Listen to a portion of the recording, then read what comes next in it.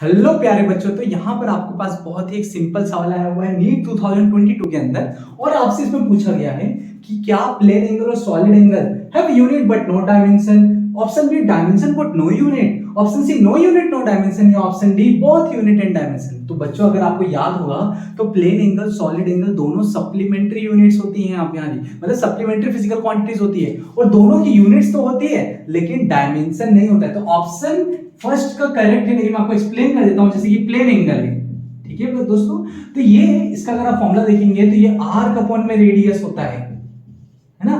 कितना आर्क है और ये जो रेडियस है इन दोनों का रेशियो होता है। ये पी क्यू आर्क और रेडियस का रेशियो होता है। तो जो लेंथ है कैंसिल हो जाता है, तो इसका डायमेंशन तो नहीं होता, लेकिन ये सप्लीमेंट्री फिजिकल क्वांटिटीज की यूनिट क्या होती है, रेडियन। और दूसरा क्या होता है, सॉलिड एंगल। वहां पर क्या होता है, आपका जो फॉर्मूला होता है वो कितना एरिया सबटेंड कर रहा है एंगल, ये एरिया और इस रेडियस का स्क्वायर, है ना। तो इसका रेशियो होता है, तो एरिया अपॉन में रेशियो होता है आर स्क्वायर का। तो ये जो छोटा सा एरिया आपको दिख रहा है आर स्क्वायर का रेशियो होता है, तो वो अगेन मीटर स्क्वायर लेंथ जो होता है वो कैंसिल हो जाता है। तो इसका भी डायमेंशन नहीं होता, लेकिन इसकी भी यूनिट होती है, स्टेरेडियन यूनिट होती है। तो it has the unit but no dimension. मिलते हैं नेक्स्ट वीडियो में और समझते हैं एक नए से।